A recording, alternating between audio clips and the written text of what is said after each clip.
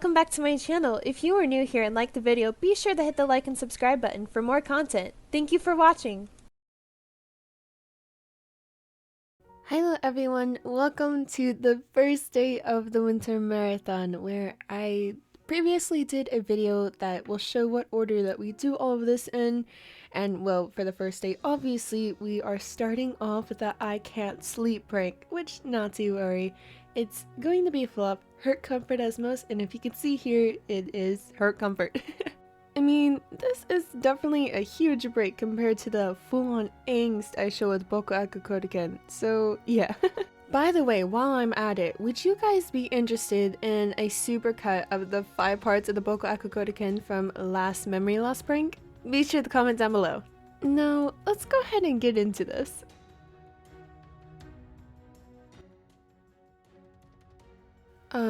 What is this?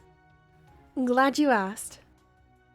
Oh yeah, I heard about everything. You are doing okay, right? Yeah, it was definitely a crazy situation. I'm just glad it's all over. Yeah, that is good. Any gaze? Right. I have a prank. A prank. You do realize what happened from the last one, right? Well, this is more of a challenge. Besides, this is a good one. I'll at least hear you out. Fair enough. So wake up your partners and tell them you can't sleep. Wait, that's actually wholesome. I don't even see a way this could go wrong. Especially the Kenma's extent. Well, who goes first? How about Iwa-chan?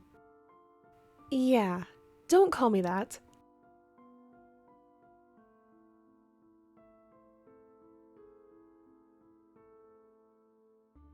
Okay, this was okay.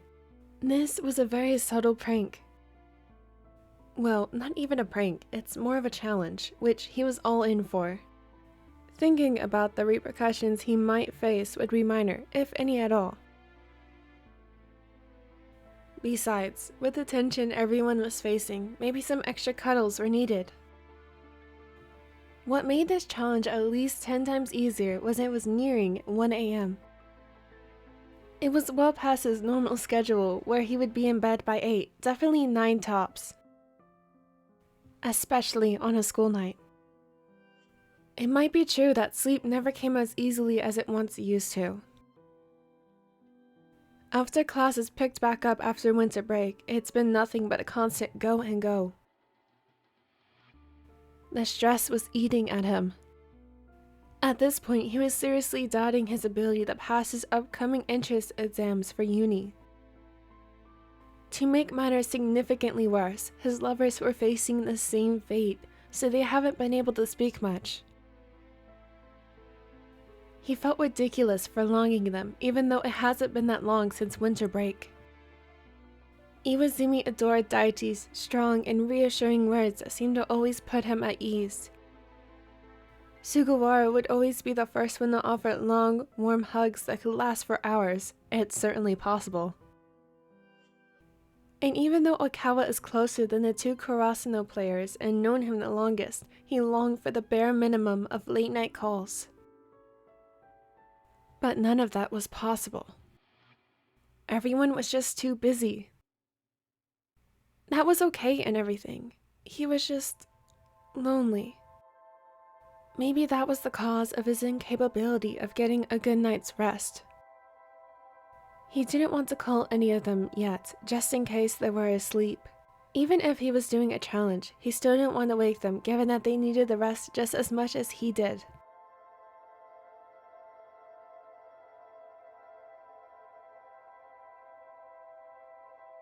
Hey. Is anyone awake? It was a solid 2 minutes before Iwazumi's phone lit up with a notification. Iwa, why are you awake? Well, I've just been doing some studying. Lies. His textbooks are neatly placed on his desk, not even open. He couldn't focus, couldn't sleep, couldn't eat. he was a mess. Daichi was online. It's ridiculously late, Iwa. You should really get to bed soon. Then why are you awake, mister? It's late. The ace couldn't help but laugh out loud in his dark bedroom. It felt like it had been ages since they last communicated like this. Where's Kawa? Probably asleep. You know he needs his beauty rest.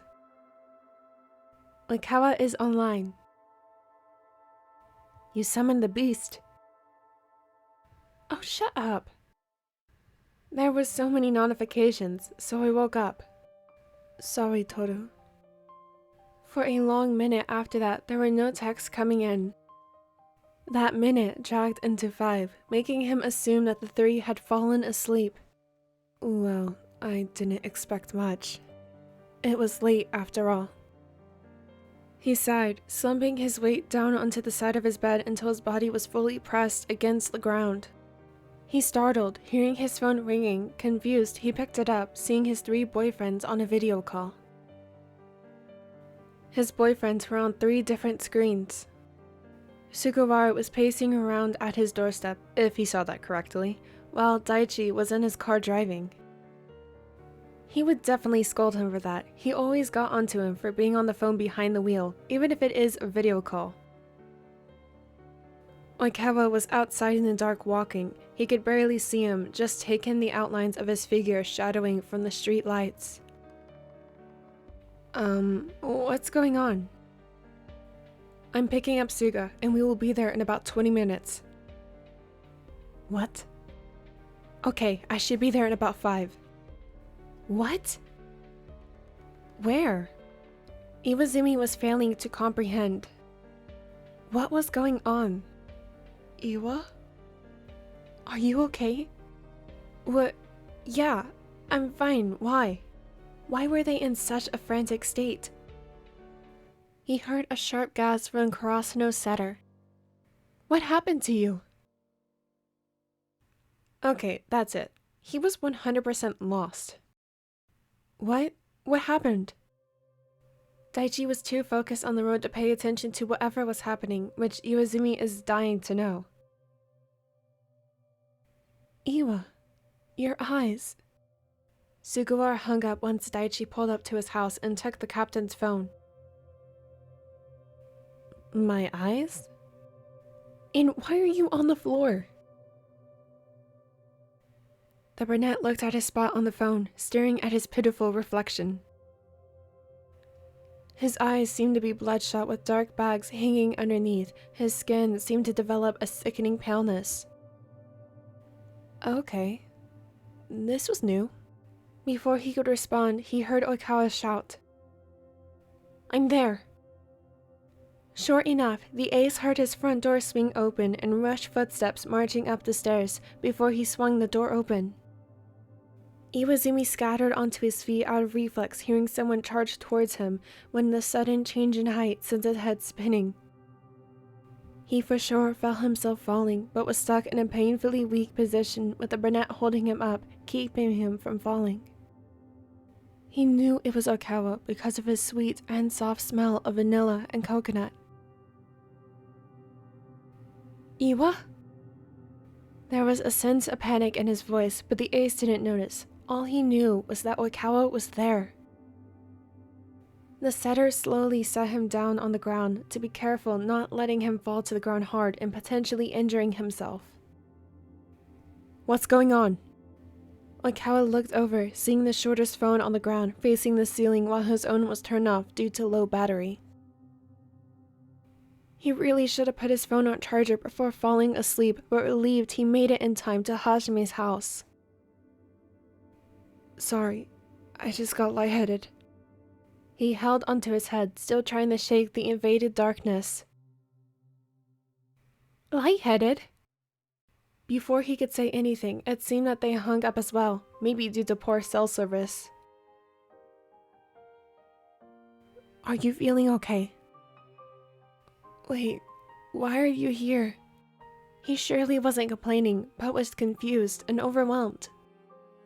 Even though his voice said one thing, his body and action said another when he climbed into the setter's lap and hid his face into the crook of the latter's neck. Hajime? The brunette tried prying the shoulder off of him to get a better look, but the latter refused. No, just stay like this for a little longer. Please. Oikawa didn't respond, and said he just held his arms up, embracing his lover like his very own life depended on it. They sat like that for a few minutes before they both heard 2 more pairs of rushed footsteps into the house, then his room. Sugawara rushed to their side, already rubbing the ace's back. Haji? His voice was so soft, it calmed the raven's tense nerves. He slowly shifted over to Sugawara's embrace, letting his white locks brush over his nose. Daichi stood over them, mouthing "What's going on?" to the setter. He shrugged his shoulders, not sure what is happening to himself. Why did you come here? It's late, and... The captain of Karasuno crouched down, pulling both Iwazumi and Suga into his embrace, mostly because the setter was attached to the ace. You seemed off whenever you texted so late. For starters, you were never up this late, and then your way of messaging was off. Yeah, you even used my name. He chuckled hoarsely. Is that really such an off-character thing for me? Well, kind of. You usually do that when there is a serious situation. He laughed silently once more, resting his eyes in his lover's embrace. Do you want to talk about it? Iwazumi rose his head, showing his full face for all 3 of them to see. His dark brown eyes made the red lines more vivid, and then additionally contrasting his eye bags. He looked down, feeling ashamed. It was embarrassing that not being able to sleep caused everything to escalate. It made him appear weak. But this was his boyfriends in front of him. Not a single one of them would ever believe that he is weak. His throat closed up as he struggled to find the right words. His attention was brought to the soft squeeze on his hand, held by Daichi. There it was again. Even his actions could keep him level. All 3 of them came out to his side at the dead of the night for him. It's okay. I just haven't been able to sleep well. I can't really explain it, mostly because I don't even know myself, but I can't sleep.